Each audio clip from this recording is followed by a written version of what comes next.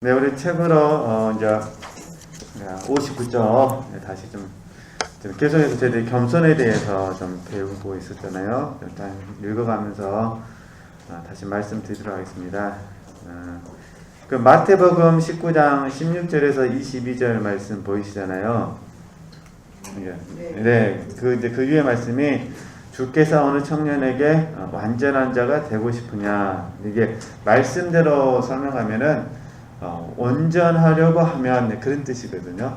그리고 이제 누가복음에서는 한 가지 부족한 것이 있다 이렇게 말씀하시고, 이제 마태복음에서는 지금 이렇게 완전한 자가 되고 싶으냐, 그러니까 온전한 자가 되기 위해서는 재물을 팔아서 가난한 사람에게 나눠주고 나를 좇으라 이렇게 표현하시거든요. 그러니까 이렇게 이제 마태복음 말씀으로 인용했으니까, 그러니까 온전함이라는 공과 속에서 봤을 때 지금 사실 나는 온전하지 못하는 모습을 인정해야 된다, 그 부분이거든요. 내가 잘하고 있는 것 속에서 온전하다고 말할 수는 없고, 주님께서 우리에게 겸손을 가르쳐 주고 싶은 부분이니까 우리가 온전함 속에서 나 자신을 바라봐야 우리가 겸손할 수 있다, 그런 부분입니다. 그래서 잠깐 너무 잘하시는 말씀이지만 지체들이 항상 훈련하시는 과정 속에서 주님과 나와의 관계를 항상 생각하셔야 돼요. 그러니까 나와 너의 관계 속에서 영적 진보를 생각하시면 안 됩니다. 그러니까 나와 너의 관계 속에서 영적 진보를 절대 생각하시면 안 되고, 이러면은 이제 우월감에 빠지거나 열등감에 빠지게 되거든요. 잘못하게 되면은 경쟁 대상이 되어버리니까, 우리는 사랑의 대상이지 경쟁 대상이 아니잖아요. 그래서 이런 부분들은 조심하시고, 단지 우리는 항상 주님과 나와의 관계성에서 봤을 때 주님은 온전하시잖아요. 나는 온전하지 못하는 부분이잖아요. 그러나 온전을 향해서 말하는 거죠. 우리는 힘쓰고 있는 부분이죠. 이게 이제 마태복음 5장 48절 말씀 때문에 그러거든요. 아버지가 온전하신 것 같이 너희도 온전하라고 말씀하셨으니까, 우리는 주님만이 온전하신 분이시고, 주님께서 온전하셨던 것처럼 우리도 온전하기 위해서 지금 뭐 하고 있는 거죠? 힘쓰는 거잖아요. 그래서 이 말씀이 이제 갈라디아서 2장 20절 말씀하고 이제 연결되어지는 부분이죠. 그러니까 온전하신 주님께서 나를 통하여 사실 때에 우리가 이제 온전해지는 거죠. 그러잖아요. 그래서 저희들이 이제 통로, 동역 이렇게 부르기도 하고, 또 에베소서 4장 13절 말씀에서는 예수 그리스도의 장성한 분량이 충만한 데까지 이르기 위해서 하는 부분이잖아요. 이제 여기서는 이제 영뿐만 아니라 우리 혼, 몸 모두 포함이 되어지는 부분이죠. 이제 갈라디아서 2장 1절은 통로의 개념이고 동역의 개념이라면, 에베소서 4장 13절 말씀은 성장의 개념이죠. 왜냐하면 예수 그리스도의 장성한 분량이 충만한 데까지 우리에게 이르라고 말씀하셨기 때문에, 그래서 우리가 이 목적 속에서 지금 나는 온전하지 않습니다. 그러나 뭐 하셔야 돼요? 힘쓰셔야 돼요. 근데 어떤 분들은 온전하지 않다고 포기해 버리시면 안 됩니다. 이해되시죠? 우리는 힘쓰는 것, 이 힘쓰는 것을 저희들이 필요 조건이라고 합니다. 필요 조건. 충분 조건이 아니라는 거예요. 힘썼다고 해서 온전함이 이르는 건 아니라는 거예요. 왜냐하면 동기와 목적을 하나님은 아시기 때문에. 그래서 우리는 이 힘쓴다는 것은 어떤 필요 조건에 불과하다는 것. 이 필요 조건이 갖춰지지 않으면은 주님의 목적이 나를 통해서 이루어질 수가 없는 부분이잖아요. 그래서 우리는 겸손하게 지금도 온전함을 향해서 뭐 하는 거다? 힘쓰는 거다. 이렇게 이해를 해주셔야 됩니다. 그렇습니다. 지금 상궁방에 있는 사람들의 큰 문제점은 뭐냐면은 어느 정도 성장했다고 생각해서 교만해졌다는 거예요. 그걸 뭐 하는 거죠? 겸손이라는 덕목 속으로 이끌어가고 있는 부분입니다. 그래서 이렇게 계속 보겠습니다. 나는 이 궁방들에 대한 말을 하면서부터 그 청년의 모습이 떠오르곤 합니다. 우리가 그 청년과 똑같은 데가 있고 기도 생활에서 흔히 대단한 권태기가 오는 것은 다른 이유도 있겠으나 대개는 여기서부터 상궁방에서부터 뭐라는 거죠? 오기 때문입니다. 이게 이렇게 이해하시면 돼요. 이제 이 권태기를 경험하면서 우리가 하나님 앞에 기도를 드리는 것도 하나님의 은혜가 있어야만 되는구나. 내 힘으로 기도하는 것이 아니라 하나님의 은혜를 주셔야만 내가 기도할 수 있구나. 이렇게 된다는 거예요. 그러니까 이제 자연스럽게 우리 성령의 인도함을, 성령의 도우심을 구할 수밖에 없는 부분이잖아요. 그게 하나님의 경륜이다 그 말입니다. 지금 내가 말하는 것은 착한 영혼들이 아무런 자기의 잘못이 없이 당하는 그 쓰라림, 고통이 아닙니다. 주께서는 항상 그런 고통으로 영혼들에게 큰 이익을 주십니다. 우울증이나 다른 병에 대해서 말하는 것도 아닙니다. 결국 모든 일을 주님의 판단에 맡겨드려야 할 우리가 아닙니까? 아무튼 영혼이 메마르게 된 이유는 내가 이미 말한 거기에서 오는 것이, 이게 상궁방에서 오는 것이 그 말입니다. 대부분이라는 거죠. 이게 상궁방에서 영혼이 어떻게 된다? 메마르게 되어진다. 네. 그래서 이 부분을 저희들 개념으로 설명하게 되면은 자아발견, 자아파습니다. 저희들의 경험으로 설명하면, 그래서 이제 영적인 여정으로 보면 여담과 동편, 우리가 이제 영성 상담 프로그램으로 설명하면 여담강 동편에서 경험하는 이 자아 발견과 파세입니다. 영적인 특징으로 본다면 이렇게 이해할 수 있다 그런 의미예요.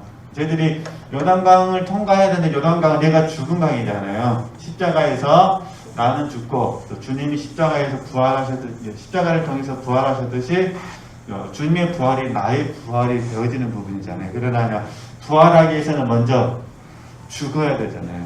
그러니까 하나님께서 은혜를 제한하셔가지고 우리 자아가 얼마나 문제가 큰지를 보여주시게 되죠. 그래서 이제 요단강을 통과를 했어요. 그 다음에 이제 뭐가 있는 거죠? 여리고가 있는 거잖아요. 그래서 여기서는 이제 죄성을 만나게 되거든요. 죄성을. 그러니까 자아발견, 자아파서를 통해서 죄를 깨닫는다면 요단강을 통과하고 여리고를 통과하면서 나의 죄성을 우리가 발견하게 되어지는 부분이거든요. 그러니까 이게 그리고 이제 여리고가 이겨지면 이제 가나안 7족속과의 싸움이 있는 거잖아요. 그래서 이제 통상적으로는 여리고가 무너지고 나면은 본질적인 자아를 만난다 그러고 그 전까지는 형성된 자아라고 이렇게 표현하는데 스스로 착하다고 생각했는데 하나님이 나의 실상을 들춰내시니까 착한 모습이 안 보이게 되는 거죠. 나는 기도를 잘할 수 있다고 생각했는데 하나님께서 은혜를 제한하시니까 기도를 잘하지 못하는 사람이 되는 부분이에요. 그러면 이제 그때 충격을 받을 수가 있잖아요. 이제 그런 부분입니다. 겸손을 배워야 된다.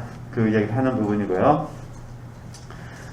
이 궁방에 있는 이들은, 이제 상궁방에 있는 이들은 무슨 일이 있어도 죄를 짓지 않으려 하고 거의가 소재마저 알고 짓는 일이 없고, 이제 그만큼 하나님을 사랑하고 있기 때문에 그런 모습들이 나타나는 거죠. 시간과 재산을 유익하게 사용한다는 거예요. 이들은 사실 임금님의 신하들이고 스스로 신하임을 자부하는 만큼 임금님이 계시는 곳으로 들어가는 문이 잠겨 있는 것을 그냥 참고만 한 거죠. 있을 수 없는 것입니다. 하지만 이 세상의 임금도 아무리 그 신하들이 많다고 하더라도 저마다 지밀에까지 들어갈 수는 없지 않습니까? 지밀은 임금님이 늘 거하던 곳, 그런 뜻이래요. 지밀은 임금이 늘 거처하던 곳. 이게 그곳까지 들어갈 수 없다 그런 의미입니다. 들어가십시오 따님들이여. 자기 안으로 깊숙이 말한 거죠. 들어가십시오. 우리 이걸 들어가기라고 표현하잖아요. 자기 안으로. 내면으로 들어가라 그런 의미예요. 내면에서 주님과 관계를 맺어야 된다. 자질구레한 여러분들의 일들에 뭐라고 그러죠? 집착하지 마십시오.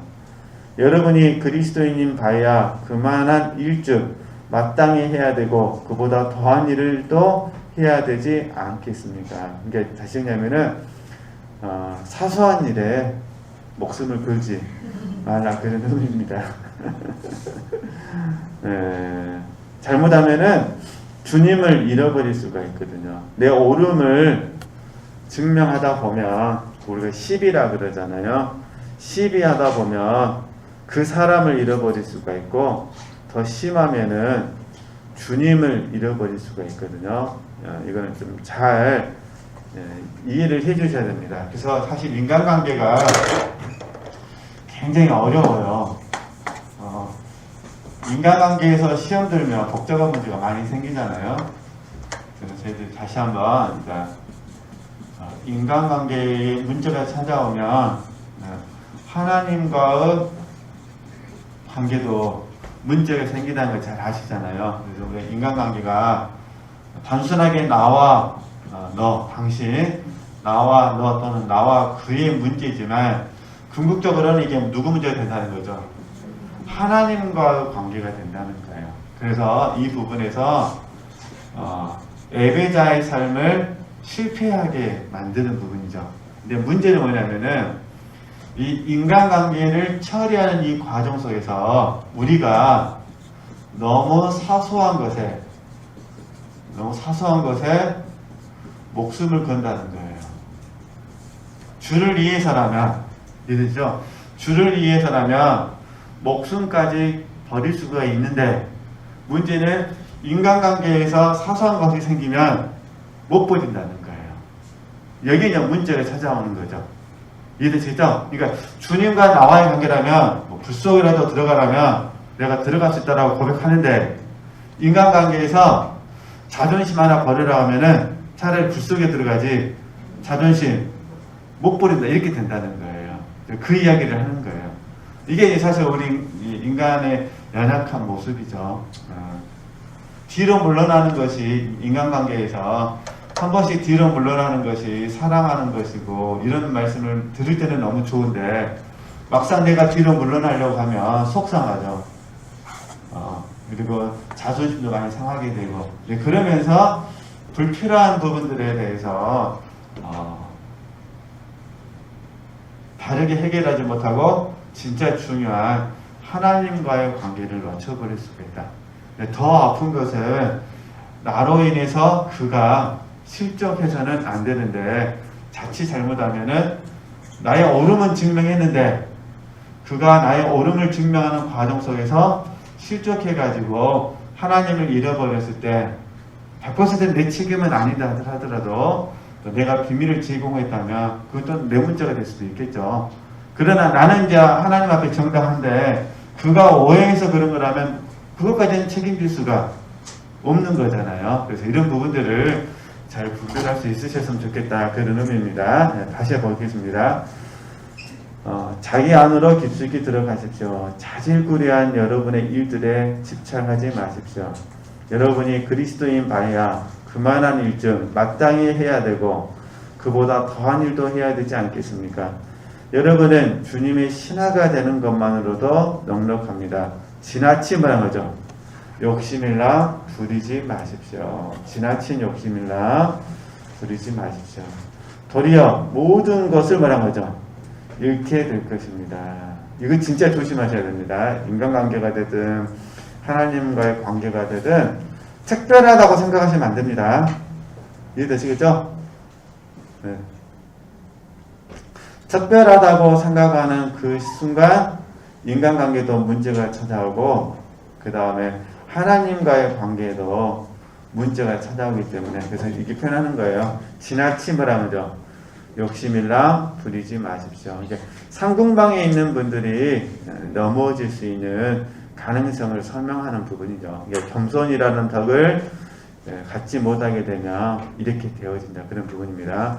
그러다면 결과적으로는 도리어 모든 것을 이렇게 될 것입니다. 여러분은 임금님의 지밀에 들어간 성인들을 보십시오. 그분들과 우리가 얼마나 서로 다른지를 볼 수 있습니다. 여러분은 당치도 않은 것을 주시라고 말한 거죠.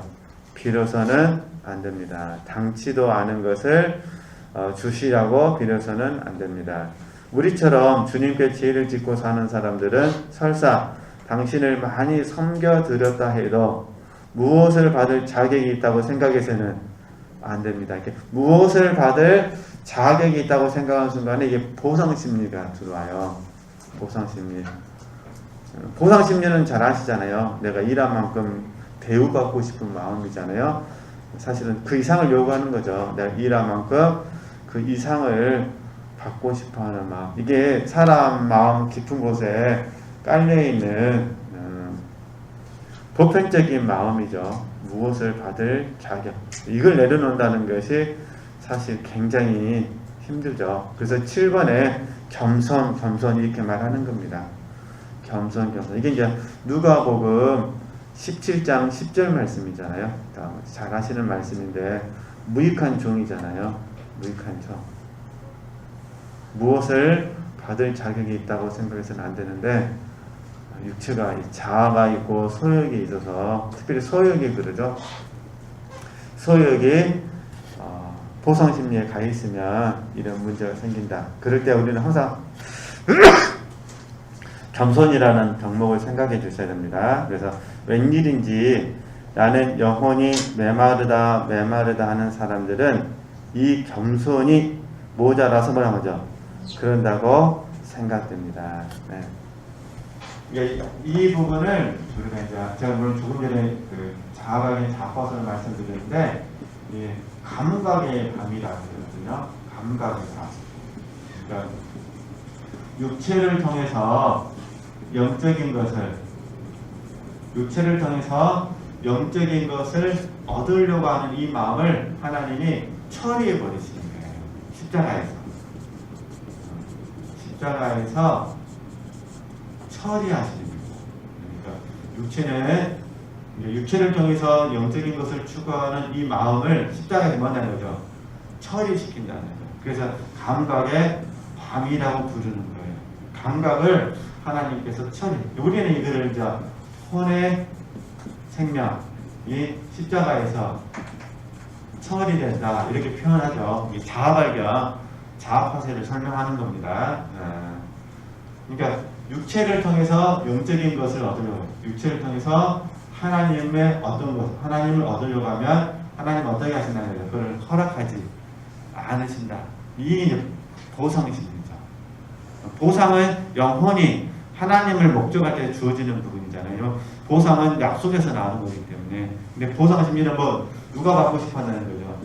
육체가. 이게 쉽지 않는 부분이죠. 우리가 늘 배우고 또 학습하고 또 배우고 묵상하고 적용해도 10번 성공해도 11번째 실패하는 것이 보상 심리잖아요. 이런 부분들. 어떤 분들은 이렇게 이야기할 수도 있어요. 내가 책 다 읽었는데 하나도 모르겠다. 그것도 일종의 보상 심리죠. 그것도 일종의 보상 심리죠. 그러잖아요. 책 다 읽었다 해서 하나님이 깨달음 안 주시면 하나도 모르는 거죠. 그러겠죠? 네, 그런 식으로 생각하셔야 됩니다. 네, 내가 3시간 동안 기도했는데 하나님의 말씀해 주지 않으셨다. 그건 하나님 마음이죠. 하나님 꼭 말해야 되는 건 아니잖아요. 기도하는 거는 내 마땅한 본분이고 지음을 아시죠? 그렇게 적용하시면 좋겠습니다. 자, 훈련 받는 부분이잖아요. 지금 아빌라 테레사가 아픈 얘기를 하는 거예요. 메마르다 하면은 뭐의 문제라는 거죠? 겸손이 모자라서 그렇다는 거예요. 읽어보겠습니다. 그렇다고 나는 위에서 말한 마음속에서 일어나는 커다란 시련을 말하는 것이 아닙니다. 그것은 정성이 모자란 데서 오는 것보다 훨씬 더한 것입니다.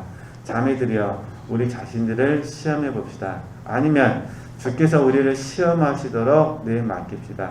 우리는 시련의 의미를 알고 싶어하는 데가 적지만 주께서는 그 묘리를 알고 계십니다. 그럼 이제 자리가 딱 잡힌 영혼들에게 주의를 돌려 그들이 하나님을 위하여 무엇을 하는지 살펴봅시다. 정진하신 분들 한번 살펴보자 그런 부분입니다. 이는 우리는 엄미하신 하나님께 대하여 원망할 이유가 전혀 뭐죠? 없다는 것을 깨달을 것입니다. 우리가 완전한 자가 되기 위하여 마땅히 할 일을 주께서 말씀하실 때 마치 복음서의 청년처럼 슬퍼하면서 등을 돌린다면 주님한테서 무엇을 바랄 수 있겠습니까? 이건 이제 이해되셨죠? 네, 그럼 이건 이제 예를 들면 이런 부분이에요.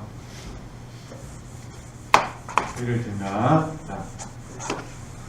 육체를 통해서 영적인 것을 얻고 싶다 표현을 했는데, 사실 이게 우리 육체는 본능적으로 인정받고 싶은 욕구가 있죠. 그리고 소유하고 싶은 욕구가 있어요. 그리고 부하고 싶은 욕구도 있죠. 이게 영적인 것에도 있고 그 다음에 세상적인 것도 있죠. 근데 우리가 이제 세상과 세상 것들을 사랑하지 말라 하는 말씀 속에서는 유신의 정력, 안목의 정력, 이생의 장을 다 아시니까 이건 쉽게 분별이 돼요. 왜냐하면 세상과 관련된 거니까. 그런데 문제는 이게 영적인 것과 관련이 되면 섞어져 버려요. 그래서 내 육체가 인정받고 싶고 소유하고 싶고 내가 나름대로 영적으로 부하고 싶고 사실 이것도 육체로 통해서 하는 부분이기 때문에 이것도 사실은 다 올무가 되어지는 부분이거든요. 그래서 우리가 늘 잘 아시는 말씀이지만 고린도전서 10장 12절 말씀에 선줄로 생각한 자는 넘어질까 조심하라고 말씀하시잖아요. 왜냐면 선줄로 생각한 사람은 인정받고 있고 그 다음에 뭐죠? 많이 소유하고 있고 영적으로 부한 사람들이잖아요. 그런데 뭐 할 수 있다는 거죠? 이 영적인 인정받고 싶고 소유하고 싶고 부하고 싶은 이것 하나님의 어떤 것이잖아요. 하나님의 어떤 것을 내가 신뢰하게 되어지는 부분이거든요. 이런 부분들을 하나님이 처리하시기 위해서 어떻게 하시냐? 우리를 하강을 경험시켜 주시죠. 독수리 날개치며 올라간 것이 아니라 독수리 날개치며 올라가기 전에 뭐 하셔야 돼요? 떨어져야 돼요. 추락. 하나님이 확 마음을 완전히 우리를 바닥을 쳐버리는 거죠. 그래서 이제 다 죽어가면서 내가 잘못했습니다. 이제 깨닫는 거잖아요. 내가 하나님보다 하나님의 어떤 것을 더 사랑했습니다라고 깨닫고 나면 다시 하나님은 은혜를 베푸셔서 다시 우리를 상승시켜 주시는 거잖아요. 그래서 독수리 날개치면 올라간 거지. 이게 사실은 내려간 것도 은혜고 올라간 것도 은혜죠. 이게 이제 정상인데 대부분은 어떻게 생각하냐면 내려가면 여기 이제 문제가 발생하죠. 하락하면은 이걸 받아들이지 못하는 거예요. 자, 예를 들어서 늘 인정받던 사람이 인정받지 못했어요. 그 어떤 문제에 있어서 그럼 이 사람은 잠을 잘 수가 없다는 거예요. 왜냐면 뭐에 사로잡혀 있으니까 지금 늘 인정받은 것에 대해 사로잡혀 있으니까 10번에 인정받았는데 11번째 인정받지 못했어요. 근데 그것 때문에 뭐라는 거죠? 잠을 이루지 못한다는 거예요. 내가 10가지를 소유했는데 11번째를 소유하지 못했어요. 그것 때문에 내가 괴로워하는 거예요. 지금 부한데 더 부하지 못해서 지금 뭐라는 거죠? 괴로워한다는. 그러니까 하나님 이걸 아시고 이 마음을 우리를 처리를 하신다는 거죠. 이해되셨죠? 그러니까 당연히 우리에게 부족한 것을 말씀하시겠죠. 그런 의미예요. 그러니까 전에도 제가 말씀드려서 뭐 다 아시는 부분이지만은 우리가 늘 배우는 게 나는 할 수 없습니다. 하나님은 하실 수 있습니다. 하나님이 하셔야 됩니다. 하나님이 나를 통해서 하십니다. 이걸 배우시잖아요. 그러니까 이런 부분들에 대해서는 이제 육체 신뢰가 무너져가지고 이건 이제 잘 적용한다는 거예요. 근데 영적인 것을 내가 또 뭐 하는 거죠? 신뢰해버린다는 거예요. 그러니까 하나님의 어떤 것은 신뢰 대상이 아니라 하나님의 나라를 위한 자원이 되어야 되는데 내가 하나님 어떤 것을 뭐 한다는 거죠? 신뢰해야 한다는 거예요. 영적인 지각도 마찬가지예요. 영적인 지각은 필요한데 영적인 지각을 내가 신뢰해야 하는 거죠. 그래서 어떻게 하느냐? 하나님께 묻지 않고 한다는 거예요. 그럼 다 하나님 우리를 추락으로 이끄신다. 이해되시죠? 그러니까 이제 마태복음에서는 온전한 자가 되려거든, 온전하려거든 이런 의미고 누가복음에서는 한 가지 부족한 것이 텐데 같은 맥락이에요. 뭘 하라는 거죠? 겸손해라 그 말이에요. 이해되시죠? 겸손. 그 이야기를 계속해서 반복적으로 설명하는 겁니다. 근데 이렇게 이제 설명하는 이유는 아빌라 테레사는 좀 수녀들에게 교육하는 거잖아요. 그러니까 수녀들의 입장에서 봤을 때는 세상을 다 먹은 거죠. 버리고 온 거잖아요. 평생을 수녀로 살겠다고 결단한 사람은 이제 육신적으로 보면 다른 성도님들과는 뭔가 특별한 뭔가 있는 거잖아요. 그러잖아요. 이렇게 인생을 살면서 모든 속세의 삶을 저버리고 수도원에 들어와서 평생을 몸바쳐 삶을 살겠다는 건 아무나 할 수 있는 게 아닌 부분이 있잖아요. 그러니까 그렇기 때문에 그런 분들에게도 뭐가 있다는 거죠. 지금 자칫 잘못하면은 교만한 모습에 사로잡힐 수 있다. 그렇죠? 이거는 이제 우리에게 적용하면 우리가 오랫동안 영성훈련 받았다고 해서 우리가 온전하냐? 아니라는 거예요. 그렇죠? 우리는 오랫동안 훈련을 통해서 온전함을 향해서 지금 힘쓰는 거지. 그러나 주님께서 보시는 것은 우리의 온전하지 않은 모습을 보신다는 거예요. 그걸 계속해서 들춰내셔가지고 우리를 겸손을 유지하게 하시는 거죠. 그걸 싫어하시면 안 된다. 이제 그 말 하는 겁니다. 네. 그 다시 한번 읽으면 우리가 완전한 자 되기 위하여 마땅히 할 일은 마땅입니다.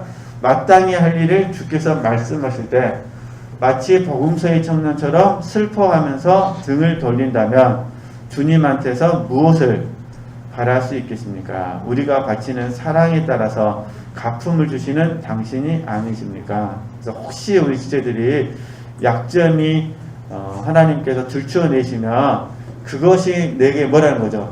부족한 것이라 알고 인정하셔야 됩니다. 인정하고 나를 다시 주님께 들으셔서 이 길을 가셔야 된다. 근데 계속 하나님은 우리 약함을 드러내시죠. 네. 그리고 이 사랑은 우리의 상상대로 만들어낼 성질의 것이 아니고 반드시 말한 거죠. 실천으로 보여줘야 하는 사랑입니다. 그러니까 우리의 상상 속에서 만들어낸 성질, 이거는 이제 보통 우리가 이제 관념이라고 다 배우셨잖아요. 관념의 유희 다 배우셨으니까 그런 것이 돼서는 안 되고 반드시 뭘 하셔야 돼요? 실천으로 보여주셔야 돼요. 그날 또 오해하시면 안 됩니다. 우리 실천했다고 해서 모든 사람을 만족시키는 건 아닙니다. 이해되시겠죠?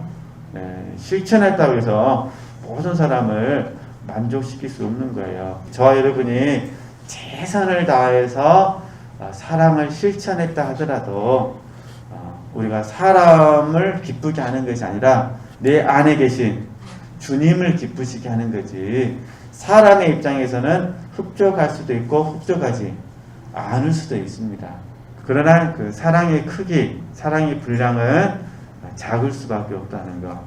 그렇다고요. 어떻게 보겠습니다. 그렇다고 자매들은 주께서 우리가 하는 일을 아쉬워하신다고 생각해서는 안 된다. 그런 의미입니다. 우리 의지의 결정만을 뭐란 거죠? 요구하시는 것입니다. 우리 의지의 결정만을 요구하시는 것입니다. 8번. 어쩌면 이런 생각을 하는지도 모르겠습니다. 우리는 수도복을 입었고, 좀 전에 말씀드렸잖아요. 수도복을 입었고, 그것도 우리가 뭐해서요? 자진해서 그랬고, 이 세상의 모든 것, 즉 우리가 지니고 있던 모든 것을 주님을 위해서 버렸다. 비록 그것이 성 베드로의 그물 같은 것에 불과할 망정, 있는 대로 바치는 것이 다 바치는 셈이니, 그러니 우리 할 일은 다 하였다고.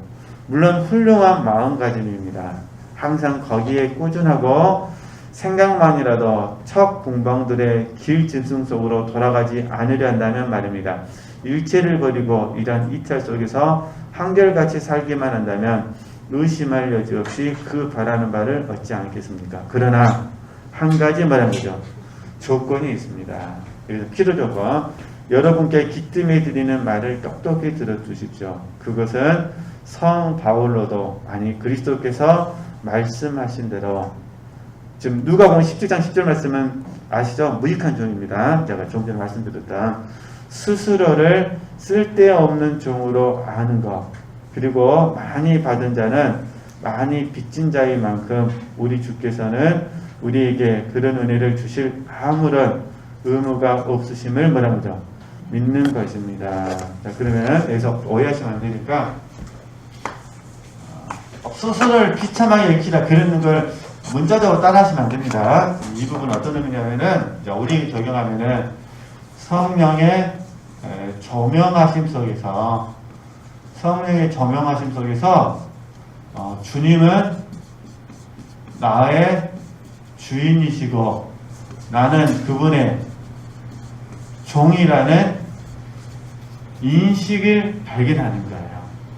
막 내 스스로를 막 이렇게 가역하시면 안 됩니다. 나는 뭐 무익한 놈이다. 나는 비참한 놈, 뭐 이렇게 하시면 안 됩니다. 그런 의미가 아니라 성령의 뭐라는 거죠?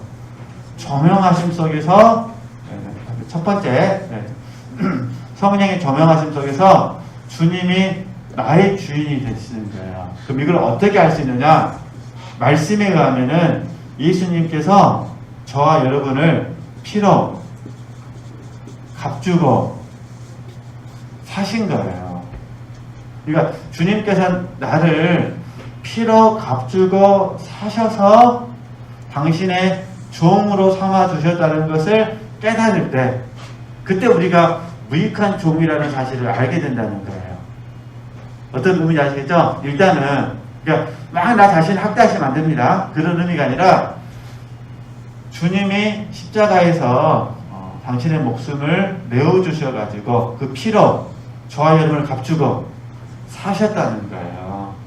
그래서 우리는 주님의 종이 되어진 부분이죠. 그리고 이제 두 번째는 뭐냐? 주님이 우리를 종으로 삼아주셨을 뿐만 아니라 우리를 많이 사랑하셨어요. 그래서 우리에게 상 주시기 위해서 종이는 우리에게 상 주시기 위해서 당신의 일꾼 삼아 주신 거예요. 그러니까 종이나 노예는 같은 의미입니다. 일꾼 삼아 주신 거예요. 그러니까 주님이 종이 나를 사랑하셔가지고 나에게 상 주시기 위해서 나를 일꾼 삼아 주셔서 이게 이제 뭐라는 거를 그러니까 그리스도의 사랑 주님 얘기했으니 그냥 그리스도의 사랑이 나를 강권하시는 거예요. 그러니까 한편으로는 주님이 피로 값주고 나를 사셨기 때문에 내가 그분의 종이 된 거고 이게 너무 감사한 거고 또 한편으로는요 주님의 사랑에 뭐하죠? 강권당해서 이게 우리는 지금 사실 1번, 2번을 계속 날마다 적용하는 거죠. 그러잖아요. 이렇게 바르게 적용되어지면은 사도 바울 표현도 들리면 이게 빚진 자가 되는 거죠. 빚진 자. 그러잖아요. 이게 빚진 자니까 빚을 뭐 하셔야 돼요? 갚아야 되는데 갚을 수가 없잖아요. 그러니까 이제 빚을 갚는 심정으로 삶을 사는 거예요. 그래서 내가 조금이나마 종 됐으니까 종으로서의 역할을 감당했지만 주님이 베푸신 사랑에 비하면 아무것도 아니라는 거예요. 그래서 무익한 종이라는 거예요. 어떤 의미인지 아시겠죠? 네, 그러니까 저와 여러분은 부족하지만 지금 감당하고 계시거든요. 이 감당하고 있는데 이 부분이 주님이 나에게 베푸신 사랑에 비하면 이 빚진 자에 비하면 지금 내가 감당하고 있는 이 부분이 사실은 아무것도 아니라는 사실. 그래서 모든 것을 행한 후에 행하면 안 됩니다. 모든 것을 행한 후에 나는 뭐라고 하죠? 무익한 종이라. 종의 윤리를 말씀하시는 거죠. 이렇게 설명하는 부분이거든요. 왜냐면 그러지 않으면은 종이 보상 심리를 갖게 되는 거잖아요.